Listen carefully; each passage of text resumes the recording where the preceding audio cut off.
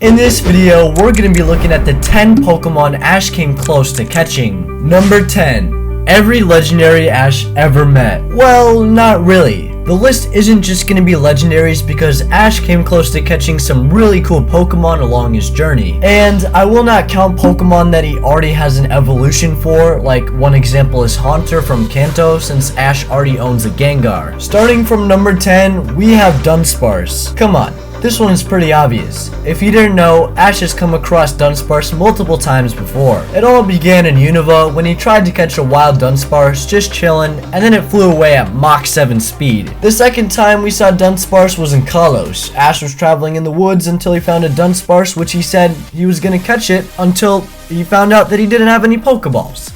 Of course. Some say this Dunsparce is the exact same as the Unova one, and I think it earns itself the name that one uncatchable flying Dunsparce.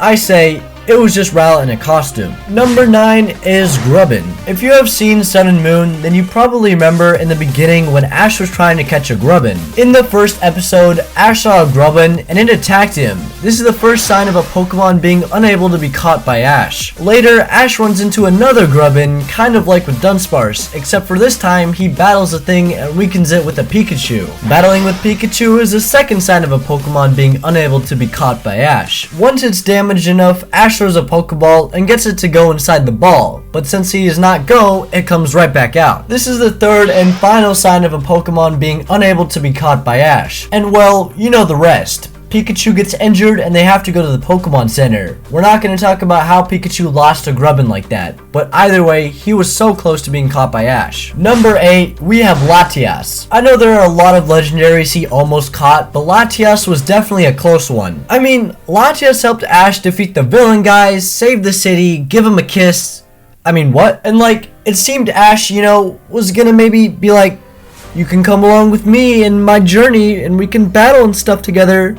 But nope, this is a Pokemon movie, you gotta remember. Ash by law is not allowed to catch any Pokemon during the movies because even though this Pokemon movie is considered canon, I think he still can't catch powerful Pokemon since that would hurt the plot. At least nowadays he can catch Melmetal and stuff, but not Latias. Even better, there wasn't a whole lot Latias was gonna do anyway. I mean, oh, it has to protect the city. Nah. Seriously, why does Pokemon always leave Ash's best mons for their dumb responsibilities? Greninja, Goodra, I'm looking at you guys. Number 7 is Togepi. Fun fact, Togepi was so close to becoming Ash's Pokemon instead of Misty's. Before Togepi hatched, Ash was the one holding onto the egg, but as it was about to hatch, Misty comes out of nowhere and grabs it right as it hatches. And well, whoever Togepi sees first when it's born is its trainer, in this case Misty. However, no one is really mad because Togepi fits a lot better with Misty anyway, so it's understandable. It's still weird though, Ash was 1 second away from having a Togepi. Number 6 goes to Spearo. Yup, the exact same Spearo Ash saw at the beginning of his journey and the one that started it all. Of course, everyone knows the old tale of how Ash threw a stone at Spearo's head, but if Ash had thrown that stone just a little bit harder and knocked it out, he could have caught Spearo as his first official catch. Or he could have went full on go mode and skipped straight to the Pokeball throwing part. However, Ash didn't have that kind of plot back in the day. Either way, Spearo was attempted, and if it wasn't for this story, I think Ash would have been able to catch Spearo. Number 5 is Lugia. I've heard a lot of people ask for Lugia to be on this list because Ash has seen it multiple times before and helped it multiple times before. In fact, there were even 2 Lugias. He could have easily snatched one if he wanted to. His first chance was in the movie 2000 after they helped each other out. Ash could have, said,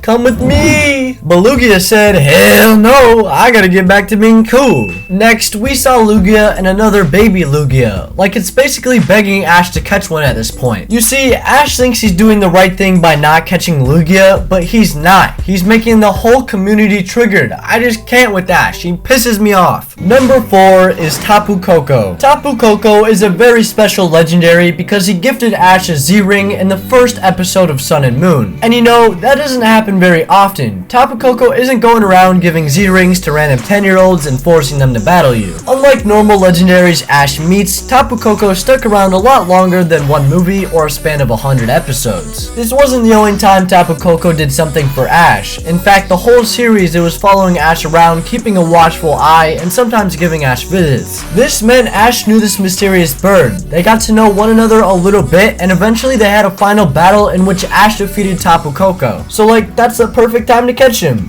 Well, sadly, the only thing stopping Ash was that it was a guardian that can't leave the island it's living in because it's a guardian who guards that island against danger. Of course, it would also be a bit odd if Ash had a Topukoko on his team. Like, he doesn't really need another electric type. He has Pikachu. Number 3 is Victini. Victini, I think, was something truly special. You may not agree with me, but I am very well going to believe that if it was 2022 and Ash did what he did in the Victini movie, he would have caught it. Because in 2022, anyone can own a legendary or mythical, but not back then. Victini had a strong connection with Ash. They ate, battled, played, ate, and saved the world together. Not only that, but Ash saved Victini's life and Victini saved Ash's life. Come on, like if Ash had just said, hey, wanna come with me?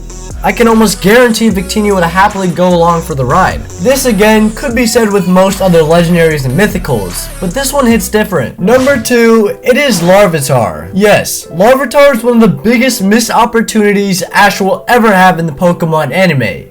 And it isn't a bad video idea. One thing that will surprise you is that Larvitar even hatched in Ash's arms. I'm sure people who watched this back in the day must have been like, well, Ash is definitely catching a Larvitar. Oh boy. I wish that were true. After it was born, Ash even took care of it, becoming friends and defeating Team Rocket. You know, the usual stuff. Larvitar even traveled with Ash for a bit, and we see Larvitar getting a personality, which is rare for Ash's Pokemon to have a decent personality. So it really seemed like they were a good team together, until a random Tyranitar came out of nowhere and said, "He's mine now." That's the end of that, I guess.